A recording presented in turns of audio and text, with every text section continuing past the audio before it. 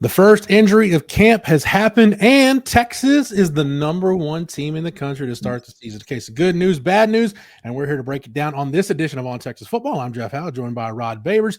This edition of On Texas Football brought to you by Allegiant Digital Marketing. I want to thank Chad Markham and Allegiant Digital for their sponsorship of On Texas Football. Make sure you go to allegiantdigital.com/ontexasfootball. Get your free marketing plan today. Plus, with their Hook 'em Horn special, you can save up to $2,500 in marketing costs. So make sure you get over to allegiantdigital.com/ontexasfootball to take advantage of that. Rod, let's start with the first injury of camp. It's Andre Cojoe, suffers a season-ending knee injury.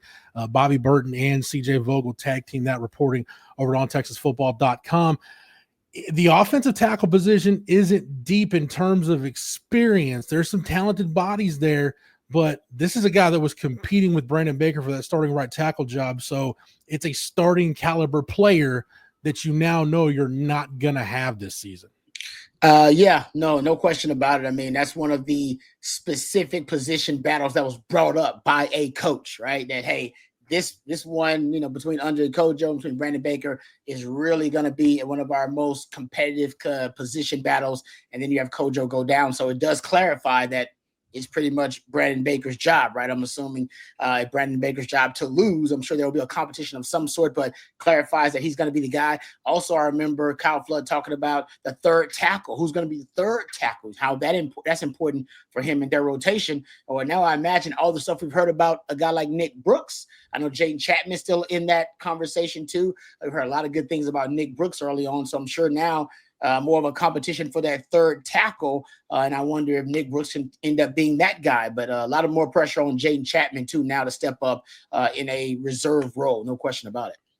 Chapman is the bigger one for me because Nick Brooks is a true freshman. My bar is set relatively low just in terms of you could probably only expect him to play right or left tackle. It's really, yes, Trevor Gooseby did it last year, but that was toward the end of Trevor Gooseby's redshirt freshman year. So he was in year 2 in the program. Nick Brooks was an early enrollee, still really getting used to it, Rod. You got to wonder how much he can retain. But I'm with you. I think the pressure's on Jaden Chapman. He was kind of looked at maybe the swing guy. At least that's kind of how I saw him, because I think he's cross-trained at every position up front except center. He's worked both guards. He's worked both tackles. He was actually working as the backup to Trevor Gooseby at left tackle. But we talked about Neto Mazzulo's kind of waited his turn, waited in the wings, and now he's got his opportunity. This is the opportunity for Jaden Chapman. This is maybe a now or never moment, Rod, for a guy in his third year to, hey, if you're going to be the number 3 tackle, maybe you can go compete for that starting job at right tackle. It's very unfortunate that this happened to Andre Cojoe, but if you're Jaden Chapman, this might be your one opportunity you get. Yeah, no, I'm with you. A great opportunity for him because, unfortunately, injuries this early probably won't be the last injury that you have on the offensive line. We all hope that's the case, but may not be. And like you said, he's a guy that has a ton of versatility. So he's going to be able to manufacture depth for you on the O-line anywhere. So that's a great nugget about Chapman there, Jeff.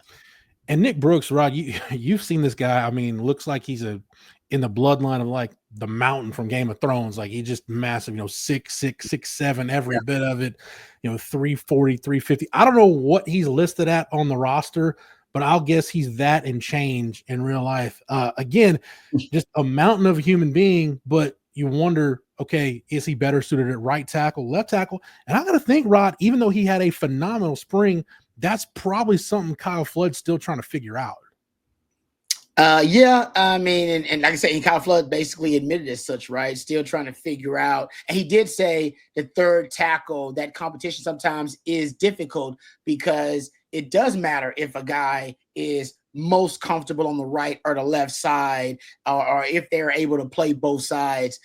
He said, if it's close, sometimes experience matters. So he brought up a lot of different factors in trying to figure out who that third tackle is going to be. For Nick Brooks, though, from the time I went up there, what you were talking about, man, for the pro day workouts or anything, like there's just been a lot of buzz about Nick Brooks, like a ton of buzz about the young man. So I can't wait to see now that he's able to he's going to be competing for that third tackle spot, no doubt, just because of the lack of depth now. Can't see if we start to hear more reports about them expediting his development and starting to see what his rate of development is. Because you're right, he's got to master one of those tackle spots. How quickly can he master one? And then the coaches start looking at him as a guy that may be able to be that third tackle. But I'm with you. I think Jay Chapman right now probably has the most pressure to perform because they right now a lot of inexperience behind him with Nick Brooks. So you're too deep at tackle right now. Trevor Gooseby and Brandon Baker, Jaden Chapman, Nick Brooks, Jordan Coleman, the true freshman who didn't get here until the summer. He's been working that number 3 right tackle behind Baker and Cojoe. I think with the rest of the line, Rod, I think the pressure is also on Nate Kibble. Can you step up and be the number 3 guard? Because now you probably don't have the flexibility to kick Jaden Chapman inside if you need some depth at guard. So this is one of those injuries that losing 4 starters, as Kyle Flood's still trying to manufacture depth and figure things out, this is where, again, Nate Kibble being that number 3 guard is really huge. Connor Robertson solidifying himself as a number 2 center. It's huge. Again, just a lot of talent there, a lot of potential, not a lot of experience. But, Rod, We've seen Texas offensive lines in much worse situations than where we see them now. And I think overall, Rod, if I'm a Texas fan, I would just proceed with caution. Don't assume that this is going to be like running back last year where, oh my gosh, or we're having to pull guys from different positions. No, you still got bodies there. And let's be honest, Rod, that group's been really fortunate at the offensive line. They haven't really been bit by the injury bug. And when they have, they've been able to get through a game or get through a following week because of the depth and talent they've got. This will just tax a little bit more. So, Rod, closing thoughts, if you have any, on the Andre Cojoe situation. Yeah, it's just unfortunate. Obviously, wishing the young man the best. But for Texas, this is why you cross-train a lot of guys to manufacture depth. You anticipate this. Coaches always, they hope for the best, but you have to plan for the worst.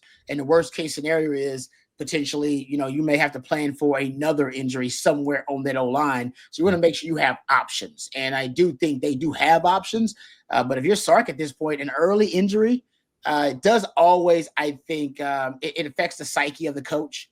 You start maybe getting a little bit, reluctant to let the guys, bang in full pads as much. So I wouldn't doubt early on with an injury. And if there's another one that Sark early on starts to pull the reins back a little bit, it's natural. I think it's just human nature. You start to see those injuries and you go, oh man, we ain't even got through 2 weeks of camp.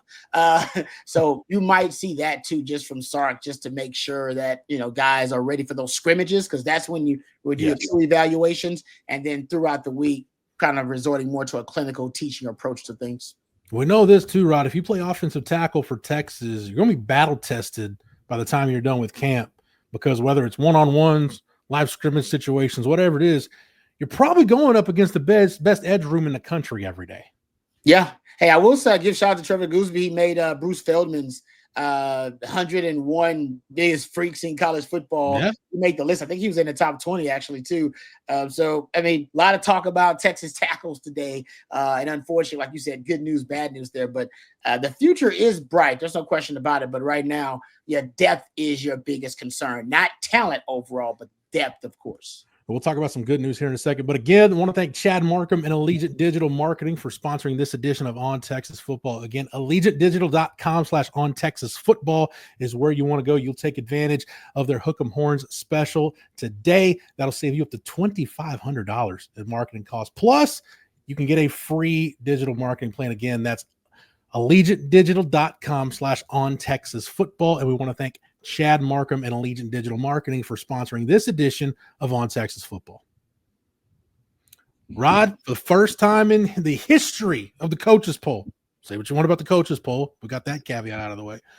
But Texas is the number 1 team in the country going into the season in the coaches poll. This is one of those deals, Rod, where I'll never forget where I was. I was watching actually a game you played in, Rod, at the end of the 99 season, the Cotton Bowl against Arkansas. Forgettable game, but I remember towards the end of that game, Chris Sims is in and Major had gotten hurt and we're kind of putting the 99 season to bed. And I remember the commentary team saying, Texas might be preseason number 1 in the country next year because this team is so talented. The concept to me growing up of Texas being the preseason #1 team in the country just seems so far out of left field. It didn't seem feasible. And we've seen this program now under Sark be on the cusp of greatness. This just confirms, right? It doesn't guarantee you anything, but it just confirms this program is really, really close to breaking through to something truly special. Well, I think it's just acknowledgement, right? That nationally, that of course we see things through the burnt orange glasses, and we're in the burnt orange bubble. But now nationally, the perception also is no, Texas is on the cusp. They're on the precipice of breaking through and becoming a national champion, or at least playing for a national championship. So yeah, I mean, I think to me, it's just confirmation, and we'll see how this team handles pressure. This is the most pressure, guys, arguably, that any Texas football team has ever had, because there's never been more pressure on the quarterback position than Arch Manning. Sorry, VY. Sorry, Chris Sims. It didn't happen. Right? The guy's predicted to win the Heisman and be the #1 overall pick and preseason #1 team. Never had that kind of pressure. And the belief is that, Texas getting to the Final Four the last couple of years, your margin for error here, even with Longhorn fans, is pretty thin. If you don't get to the Final Four, they say regression.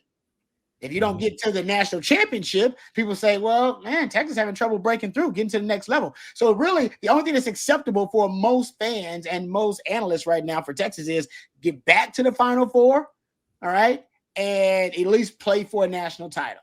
Hey, get back to the Final Four. That's probably the lowest, I think, acceptable standard for Texas right now. And then getting to the national title, winning a national title would be great, of course. But I think most Longhorn fans want to see you take another step, because Sark has spoiled us. And I always said Mac Brown was a prisoner of his own excellence. And so, Sark, you also, because of your great coaching job, you also now a prisoner of your own excellence. Texas has won more games every year Sark has been here.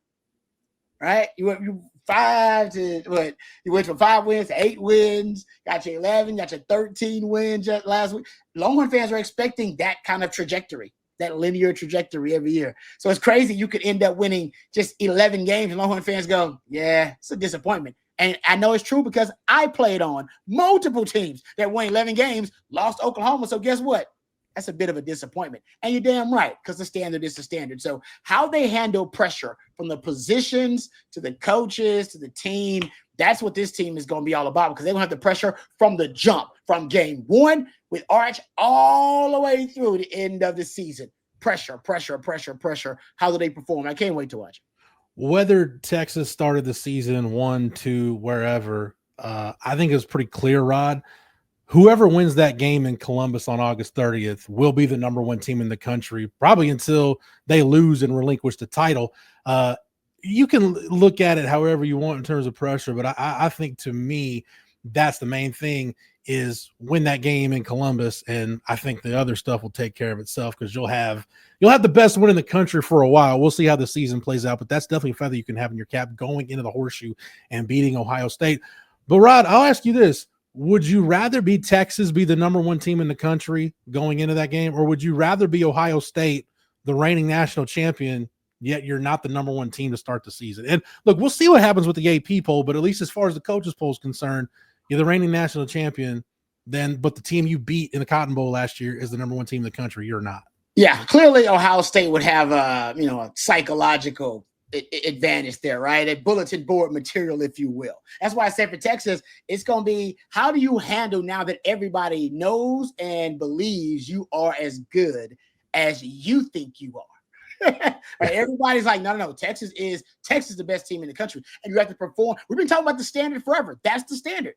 So can you play like the best team in the country all year long? Basically, what we're saying, if Texas is going to win a national title, and they're going to stay between 1 and 5 most of the year then, right? It's not going to be a significant drop-off unless you start losing multiple games.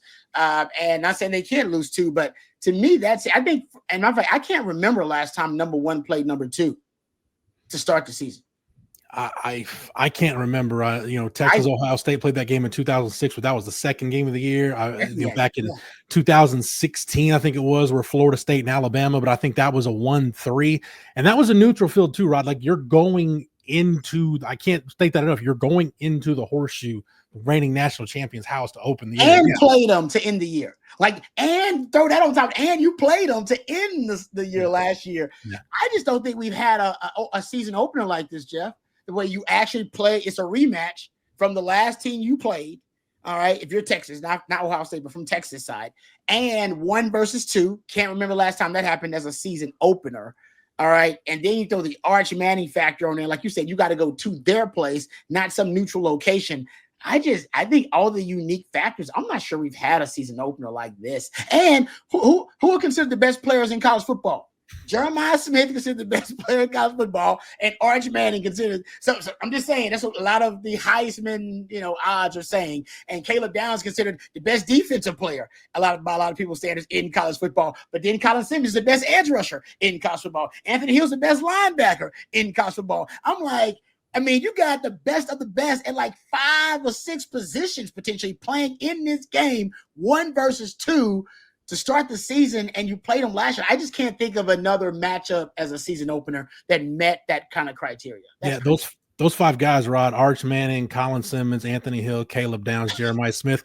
You've probably got 5 of the top 10 NFL draft prospects in college football, regardless of classification or eligibility. Easy. I'm with you. Yeah. They'll probably be the top guys drafted at their positions potentially when they're drafted. All of them. So we knew it was going to be big. It just got a little bit bigger. Yeah. It's going to be 1 versus 2 right out of the gate, and I cannot. Hey, shout out, but random thing though, they also agree perception-wise, because we're in the burnt orange bubble with the burnt orange glasses, that Oklahoma is trending down. That is very weird to look at a preseason top 25 and not see that interlocking. You got Texas Tech up there, baby. You got Texas Tech getting some love, but not Oklahoma. So nationally, we've been saying we think Oklahoma is trending the wrong way, and it would seem that nationally, a lot of the coaches believe that as well. Well, we'll see what happens, but things are definitely trending in the right direction for the Longhorns on the 40 acres. Rod, thank you for the knowledge and expertise as always. Thank you, Matthew, behind the scenes for producing it. Thank you to Chad Markham and Allegiant Digital Marketing for sponsoring it. If you're not a member over at ontexasfootball.com, it's all right. You can get over there and become one right now. Use the promo code OTFOG when you sign up. That's OTFOG. That'll get you 1 year of access at ontexasfootball.com for $39.95. If you're an ontexasfootball.com member, you would have been the first to know about Andre Cojoe's injury since we reported it over there Monday morning. So make sure you don't miss any news, notes, and nuggets coming out of fall camp, because we'll have it for you on the website. And what we don't have on the website, obviously, we'll have it here on the channel. So make sure you like this video and you're subscribed to the On Texas Football YouTube channel so you do not miss a thing leading up to the start of the regular season. For Rod Babers, for Matthew behind the scenes, for the entire On Texas Football staff, I'm Jeff Howe. Thank you so much for watching and listening. And until next time, hook 'em.